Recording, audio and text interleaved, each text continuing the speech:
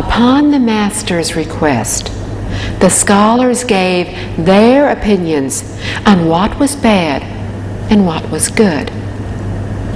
Their standard was that reproaching and hitting others was bad, while respecting and being courteous to others was good.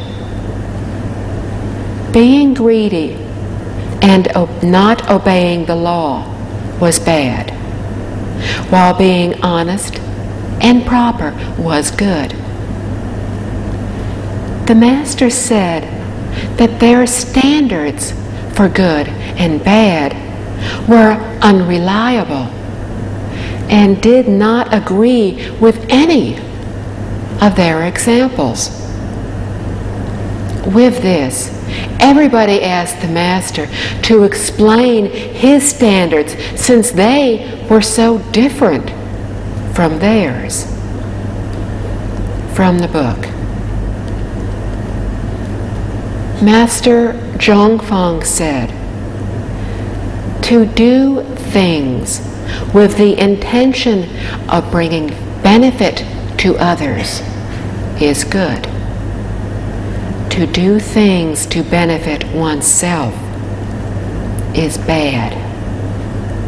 If what we do is for the sake of benefiting another, then it does not matter if we yell at or hit that person. It is still considered good. If our intention is for self-benefit, then regardless of our appearance of respect and courtesy, it is still considered bad." End quote. This talks of the standard of good and bad for Buddhism. Anything done with the intent to benefit others is good. Anything done with the intent to benefit solely ourselves is bad. This is true even if a certain amount of corporal punishment is involved. If we do anything that is to benefit only ourselves, then no matter how courteous, no matter how polite we are, it is bad. From the text. Master Zhongfeng continued, "Therefore, when we practice good deeds with the sole intention of benefiting others, this is considered public benefit. If it is for the public, then it is real goodness. If we only think of ourselves while doing good acts, then that is considered private benefit, and that is false goodness." End quote.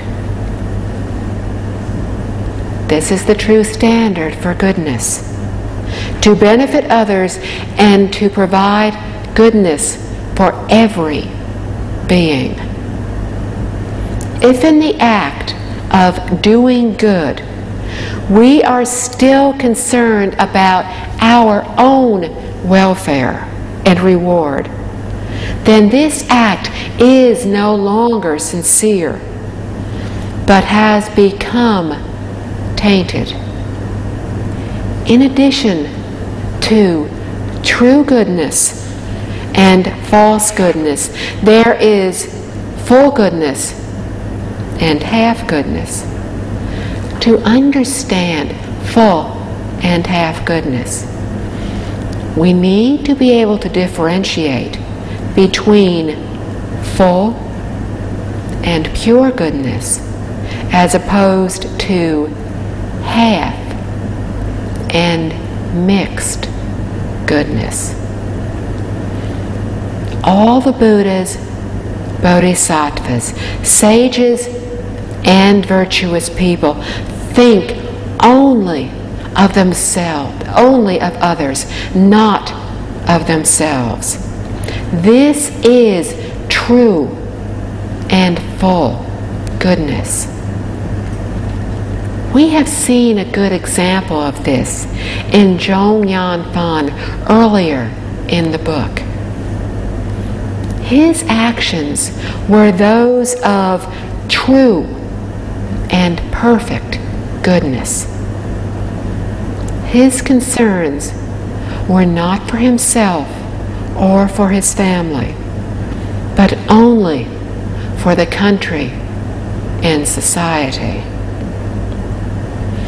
When we read his biography, we can see that not only he himself, but his descendants as well, practiced and accumulated good deeds. Mr. Fan served as Prime Minister, as did 2 of his sons. When he died, he did not have enough money left for his family to buy a coffin. Where did all his money go? He gave it to other people. This was why Master Ingguang praised Mr. Fan as having virtuous conduct second only to Confucius. Until the early 1900s, his descendants remained prominent and prosperous for 800 years. It was the result of having accumulated an abundance of virtues and goodness. Today, when we practice goodness, we do so sparingly, exerting only a little effort. And yet, we consider ourselves to be such good people. Not only that, we expect numerous benefits in return for our little bit of goodness. Some people go to way places to burn incense and make offerings to attain financial benefits. They think that by so doing, they will attain great good fortune. Maybe if they donate $1 today, they will win $10,000 in the lottery tomorrow. This kind of thinking degrades Buddhas and Bodhisattvas. Therefore, when we see these apparently sincere people, when we see their families and even descendants suffer from bad fortune, we will understand the reason why. They do not intentionally view the Buddhas and Bodhisattvas as bad, but inadvertently view them as beings who take bribes. Sometimes when people want something, they offer a bribe.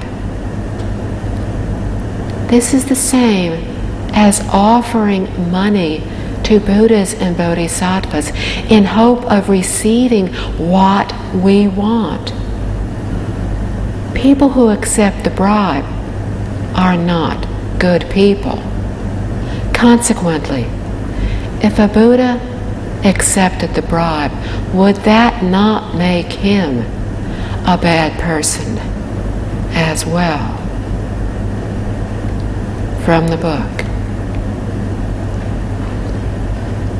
Master Zhongfeng further explained, that when goodness springs from within the root of the heart, it is real goodness. When we do good just because others are doing so, it is false. In addition, when we do good without expecting anything in return, it is considered real goodness. When we practice good deeds for some purpose other than to benefit others, it is false. Those who wish to practice true goodness need to contemplate all these differences. End quote. The root of the heart is generated from true sincerity. It is true goodness. What is true goodness and false goodness? We must look into our own hearts to see if we are genuinely practicing goodness. Simply following others is an act of insincerity. It is false goodness. Wishing for nothing in return is true goodness.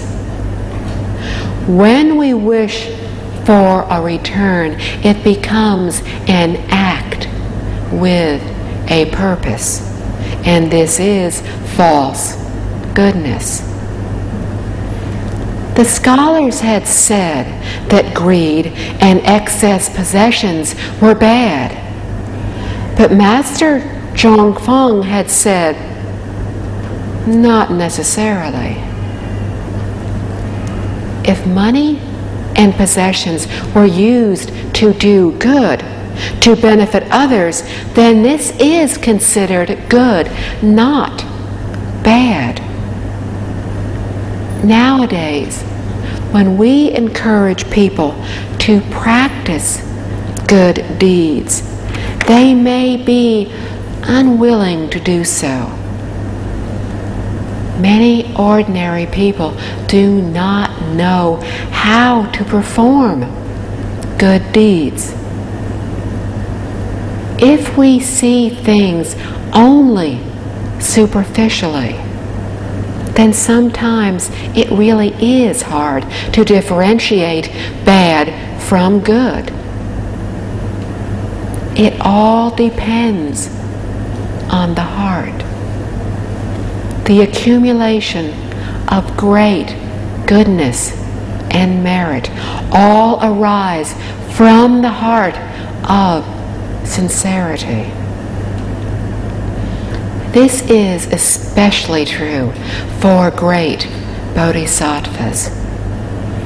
Appearing as ordinary people, they do not dwell on the fact that they are great bodhisattvas, nor do they dwell on trivial matters, but purely on benefiting all beings.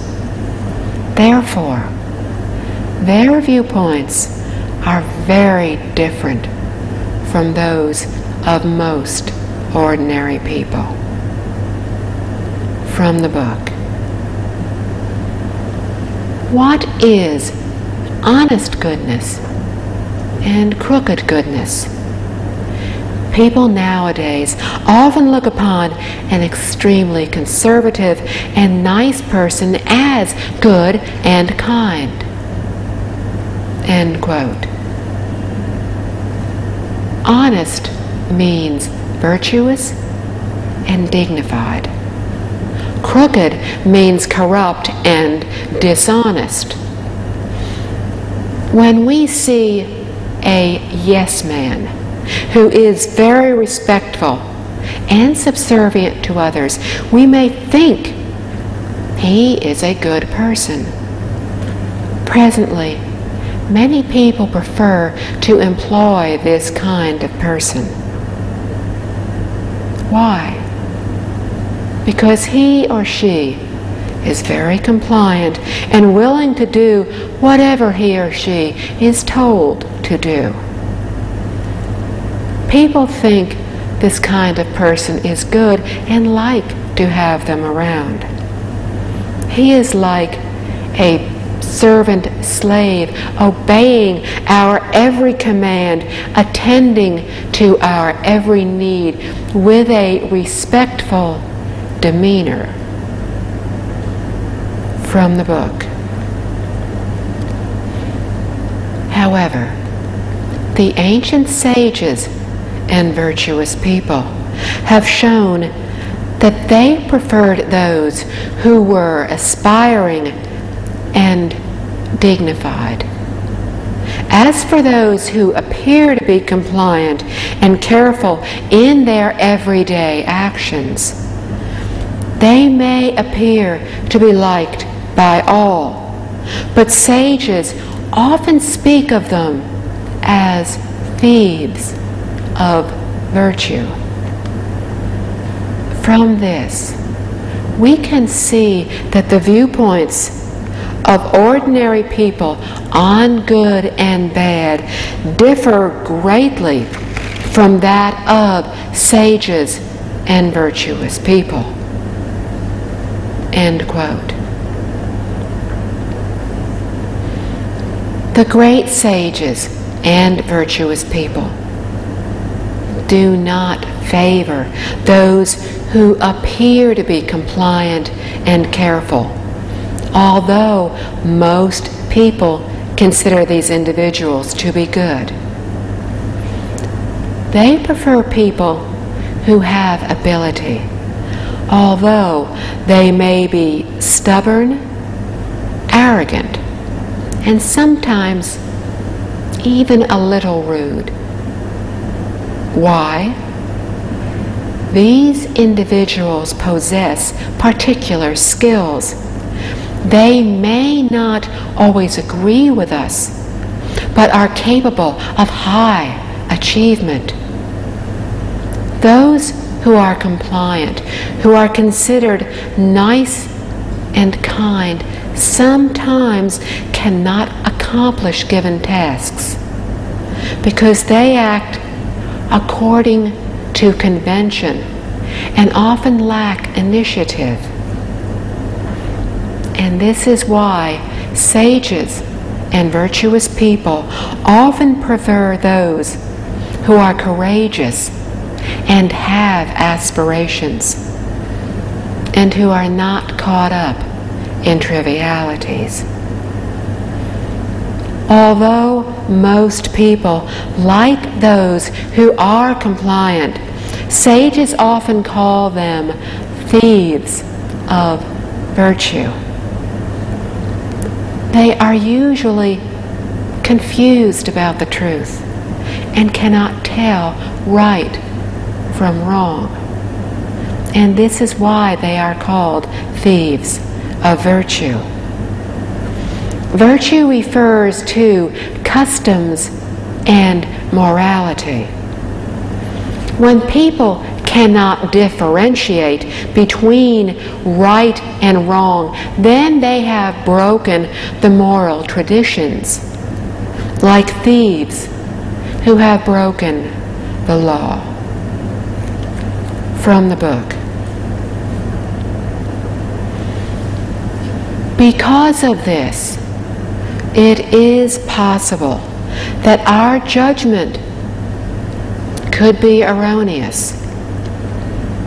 Beings and spirits of heaven and earth all look upon good and bad from the same viewpoint as do sages. They do not view things from the same perspective as ordinary people. Therefore, when we wish to accumulate merit, we must not give way to greed or be affected by the sights and sounds of the world.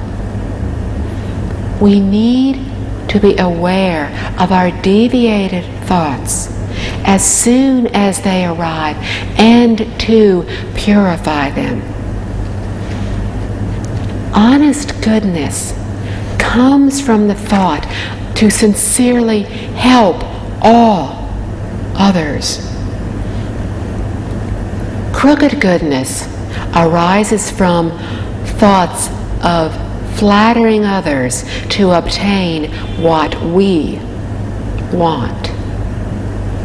Loving others is being honest. Hating others and being jealous is being crooked. Honest goodness is when we are respectful, and crooked goodness is when we act without sincerity.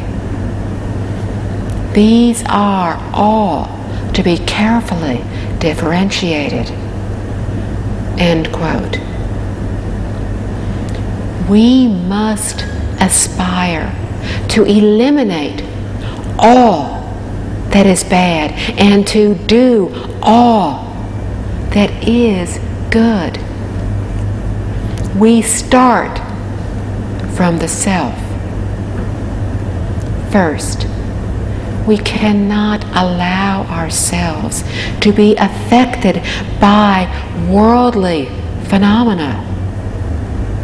In other words, we must not be attached to the 5 desires and the 6 dusts.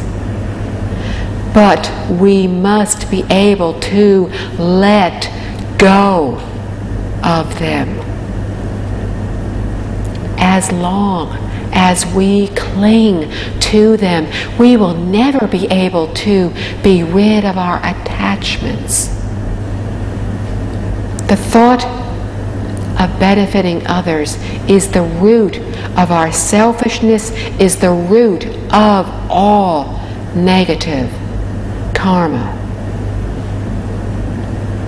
Any good deeds which are done out of bad intentions become bad. And this is why Master Zhongfeng did not agree with what the scholars categorized as good, because things done with selfish intent are impure and false. Therefore, we must let go of worldly desires. Slowly, one by one, try to eliminate them until we are totally unaffected by them.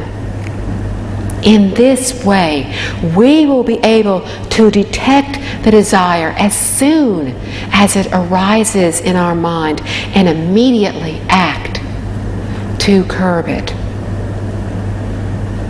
Also, we would do well to eradicate the deviant and impure feelings from our hearts. The Infinite Life Sutra explains this as cleansing our hearts and correcting our past erroneous ways. This is to attain a pure heart and a bright mind which is filled with wisdom. Honest goodness comes from sincerely trying to help all others. It takes only one sincere thought to benefit all sentient beings. We help them to understand the true reality, to break through delusion and attain awakening. As soon as they do this, they will naturally learn how to eliminate all that is bad and practice all that is good. Therefore, the foremost merit in Buddhism is that it helps people to learn about the true reality of life and the universe. Once they have accomplished this, then they will be free to choose their existence within any one of the 10 Dharma realms. When we do this, the Buddhas will not interfere with our choice, nor will they try to change our minds. Buddhas do not teach that becoming a Buddha is the best goal for everyone. It is their hope that eventually we will become Buddhas. But they will not coerce us to do so. If we prefer to be reincarnated as human beings, then the Buddhas will teach us the principles in becoming good people. If we wish to be born into the 3 bad realms, then we can just immerse ourselves in greed, anger, and ignorance, and we will smoothly sail into the 3 bad realms. Buddhas will not try to stop us, nor will they try to help us. They only teach people how to break through delusion and attain awakening. This is the supreme benefit. This is honest goodness. Crooked goodness arises from thoughts of flattering others so that we can obtain what we want. For example, fame and wealth. But this is not the proper way to obtain fame and wealth. Any acts performed out of motives such as this would be crooked, not honest. Honest goodness is when we are respectful. Crooked goodness is when we are insincere. This speaks of how we act with others. We should be careful and respectful when interacting with beings, matters, and objects. Acting without sincerity is a fault, and we would do well to recognize, understand, and correct it. From the book. What is hidden goodness and visible goodness? When we do something good and people know about it, it is visible goodness. When no one knows about it, it is hidden goodness. End quote.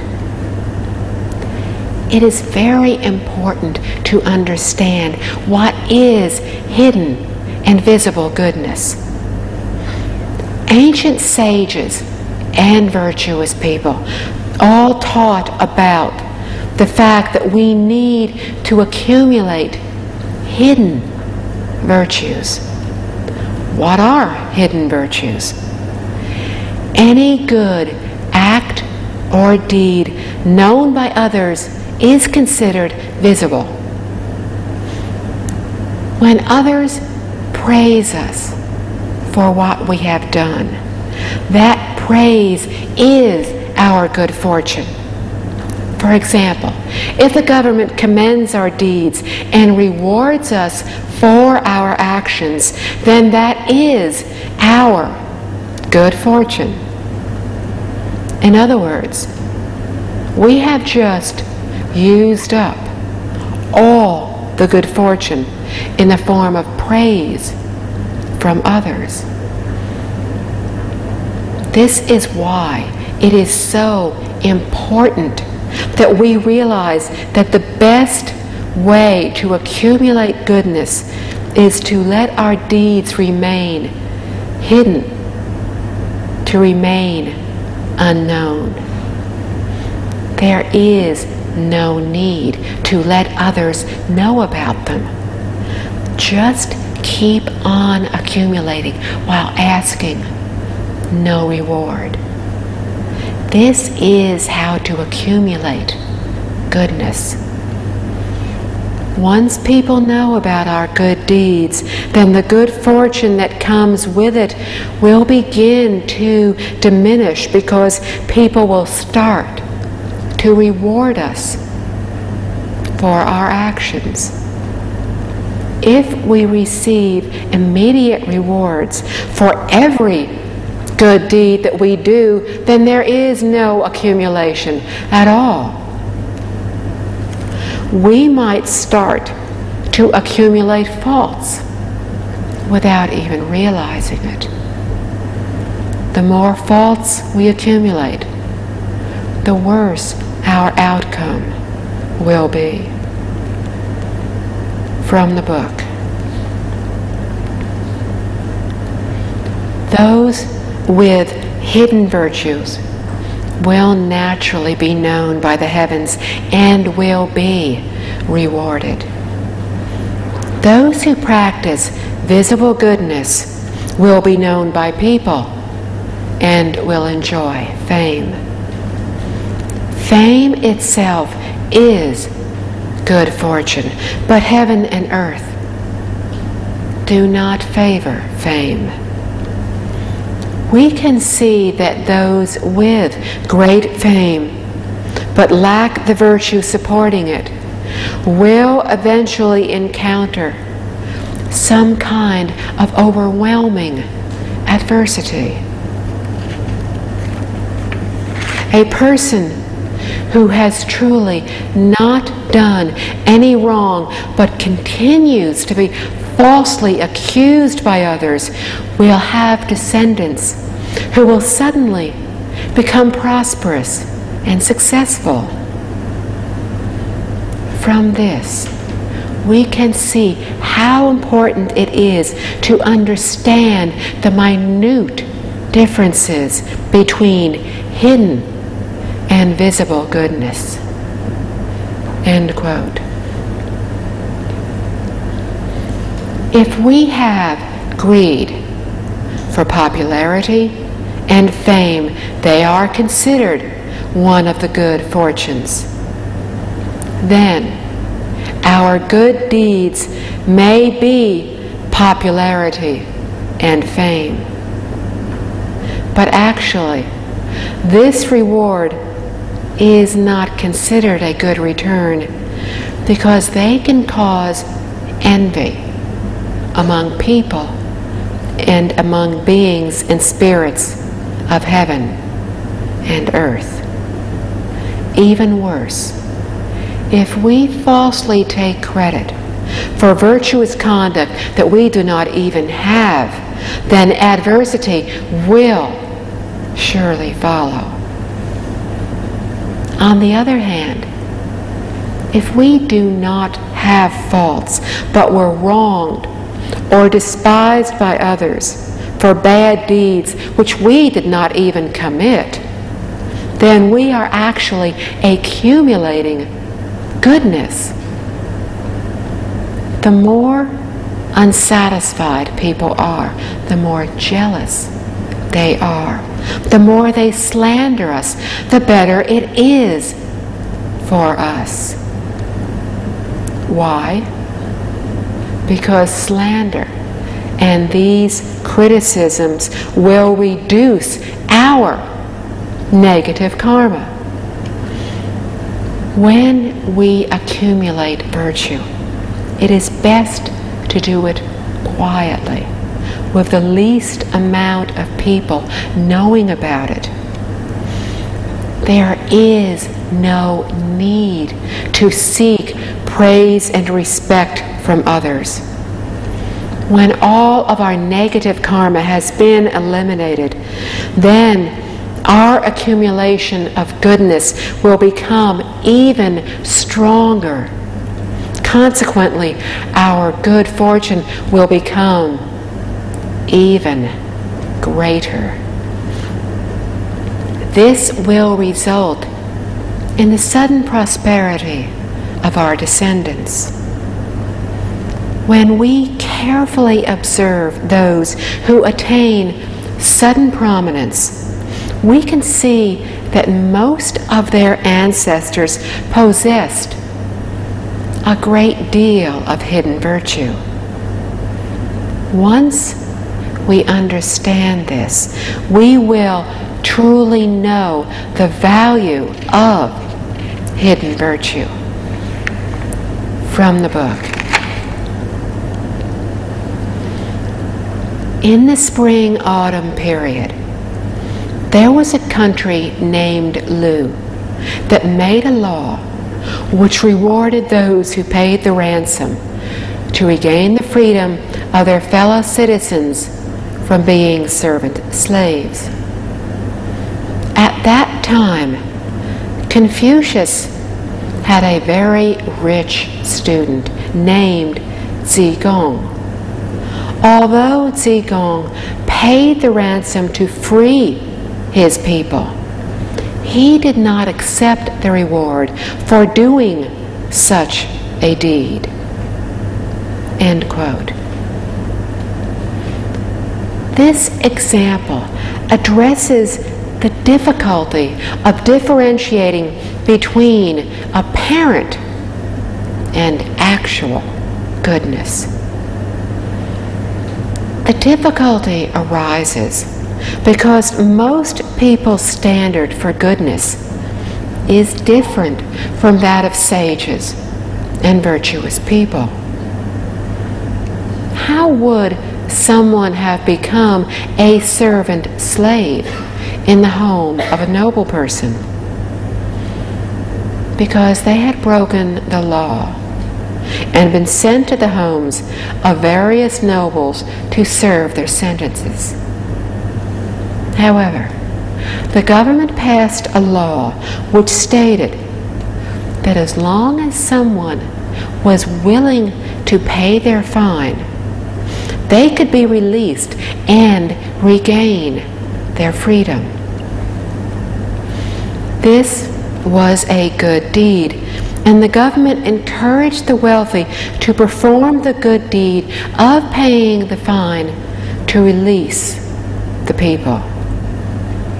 The intention was to provide the criminals with the opportunity to reform.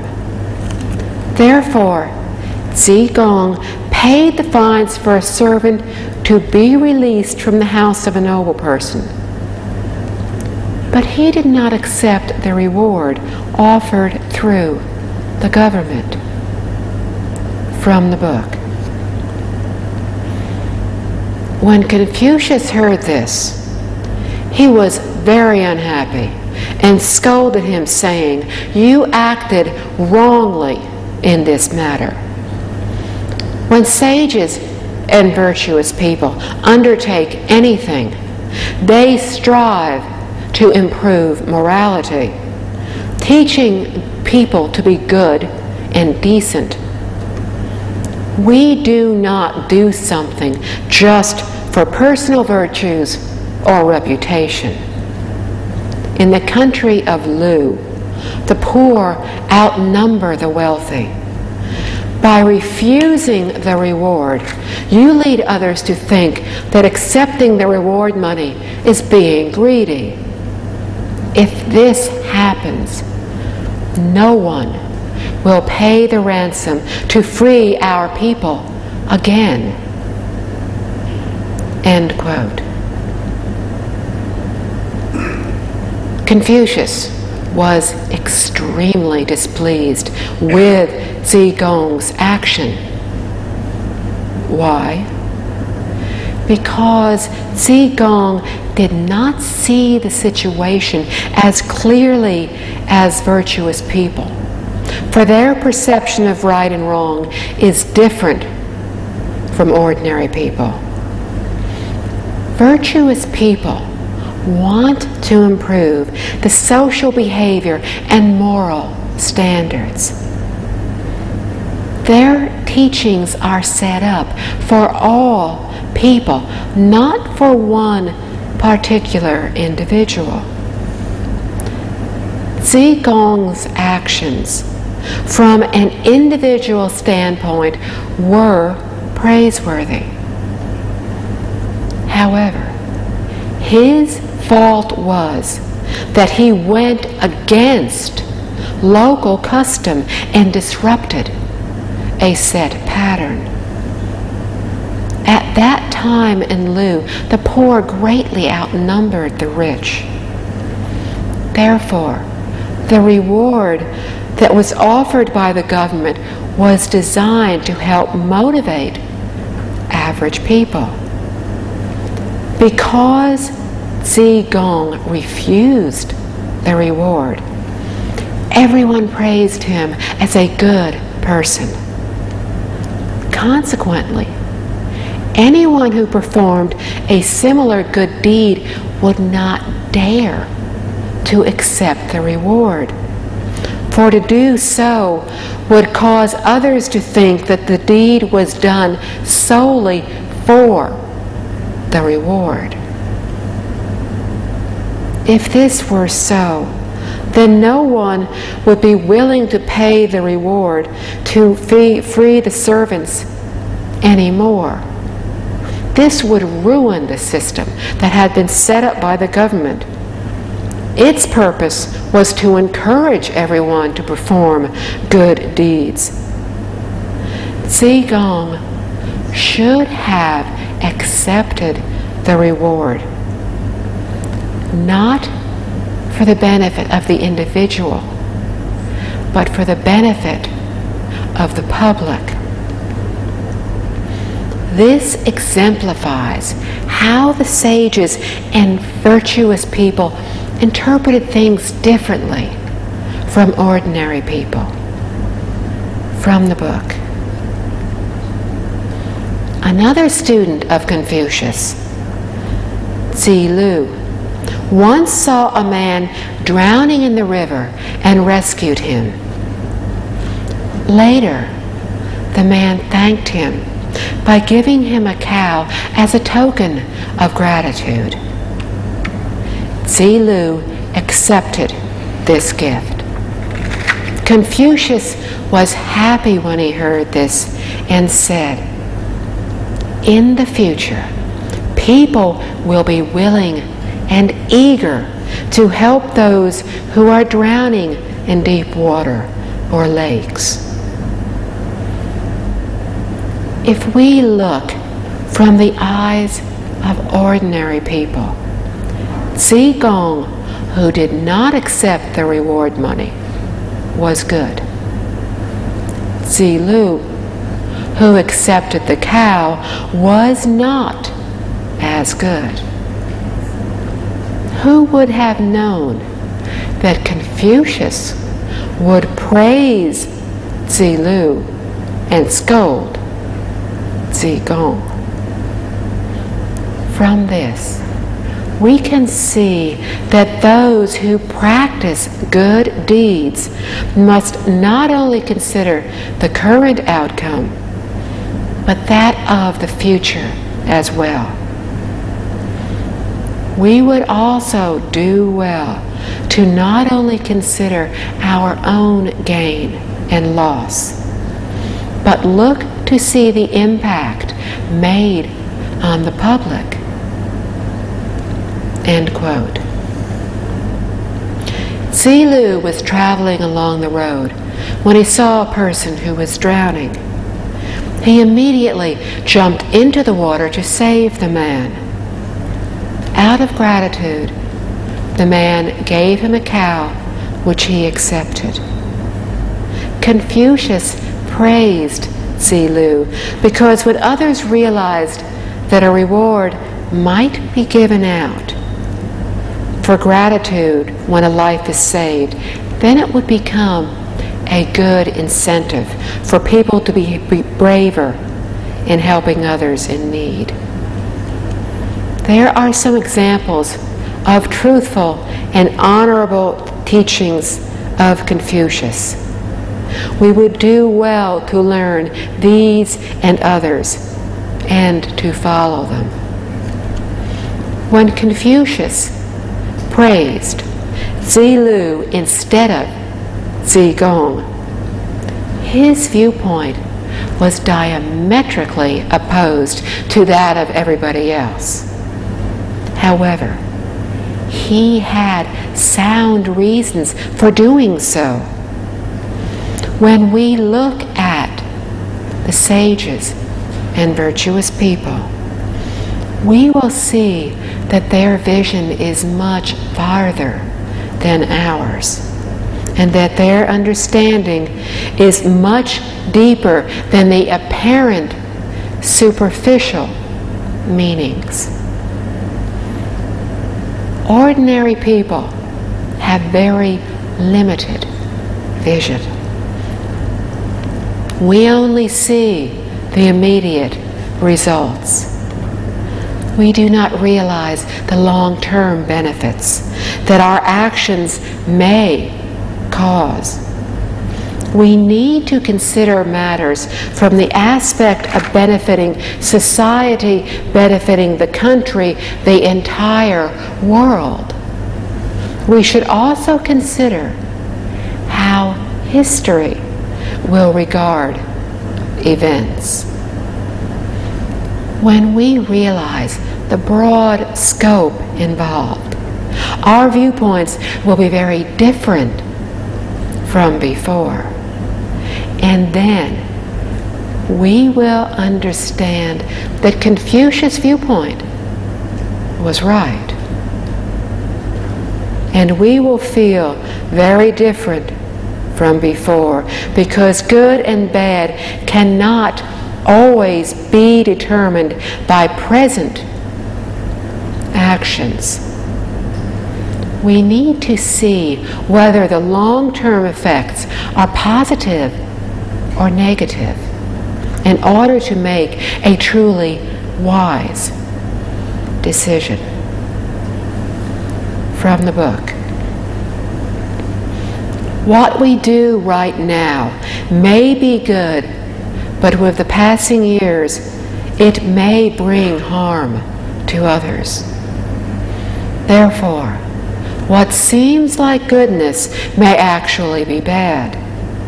What now appears to be bad may actually have positive long-term effects, turning out to have been goodness after all. So what seems like a bad deed may actually be goodness. There are some examples of what appears to be good, but apparently, actually, is not. Apparent responsibility may be actual irresponsibility. Apparent propriety may be actual impropriety. Apparent trustworthiness may be actual untrustworthiness. Apparent kindness may be actual unkindness. In these instances, we need to differentiate carefully and know how to behave properly. End quote. What we see superficially may appear to be goodness, but actually is not. It may be good for one particular individual, or it may be good at one particular point in time. However, it may not be good for society as a whole, or it may not be good for future generations. This is why in Buddhism the determination of good and bad is never based on current action. What appears to be good throughout history is the real goodness, for it is good for generations thereafter. What is good now, but is not good for future generations, or that which has destined us to be born into the three bad realms, is not true goodness. Before the First World War, world leaders were discussing peace in an atmosphere of apparent trustworthiness.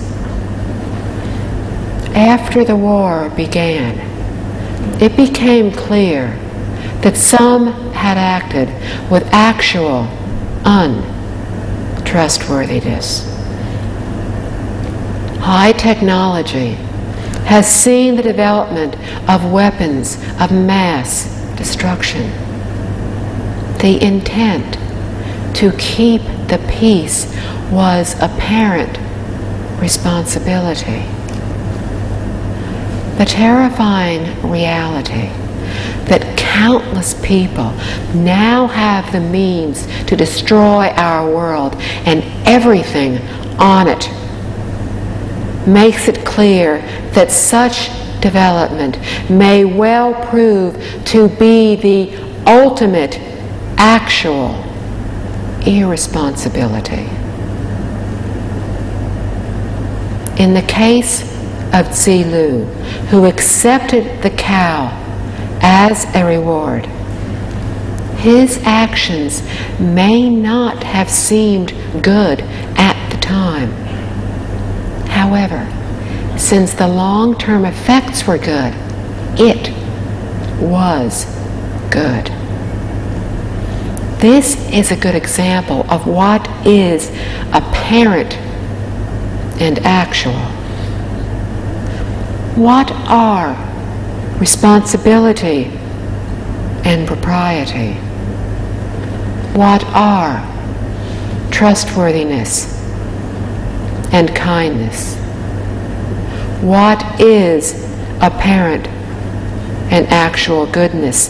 There is actual and apparent goodness in all of these. If we are unable to differentiate, then we may often actually commit great offenses when we thought we were doing good.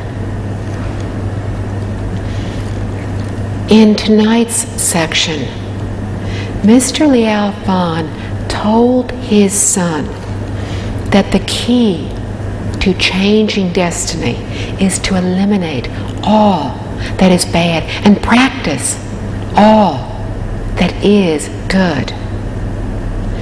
To do this, we start from within by severing our attachments to the 5 desires, our attachments to the 6 dusts.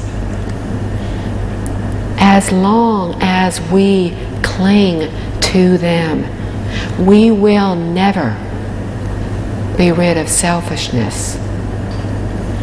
The thought of benefiting ourselves is the root of all negative karma. Any good deeds which are done out of bad intentions will become bad. This is why Master Zhongfeng did not agree with any of the scholars' definitions of good, because good things done with selfish intent are false. Therefore, we must become less attached to worldly desires. Slowly try to eliminate them until we are totally unaffected by them. In this way, we will be able to detect the desire as soon as it arises and immediately act to curb it. Sincerity is crucial in our practice of goodness. It is to do something without asking anything in return, to benefit others, to provide goodness for every living being. Anything done with the intent to benefit others is good. Anything done with the intent to benefit solely ourselves is bad. When we sincerely try to help others, we are practicing honest goodness. It takes only one sincere thought to benefit all beings. We help them to understand the true reality, to break through delusion, to attain awakening, to naturally learn how to eliminate the bad and practice the good. Therefore, the foremost merit in Buddhism is that it helps us to learn the true reality of life in the universe. We have learned the importance of hidden and visible goodness. Visible goodness is any act that is known by others. When others praise us for what we have done, that praise is our good fortune. This is why the ancients taught us to accumulate hidden goodness. There is no need to let others know about them. Just keep on accumulating, asking no reward. This is how to accumulate goodness. Once people know about our good deeds, then our good fortune will begin to diminish as people start to reward us. If we receive immediate rewards for our every good deed, then there is no accumulation at all.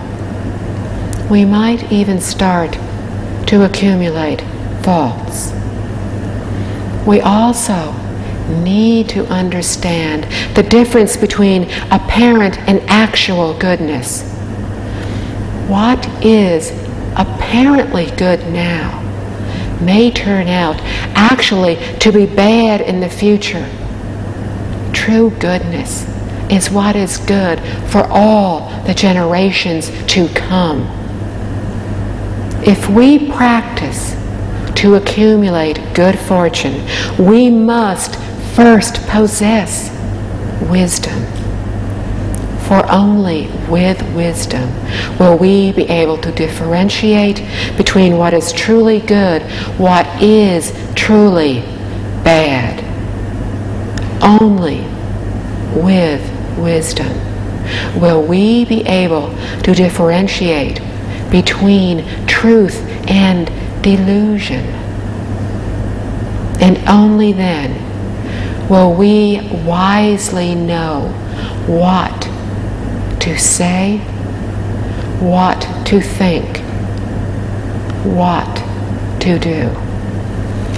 Amitabha. Thank you.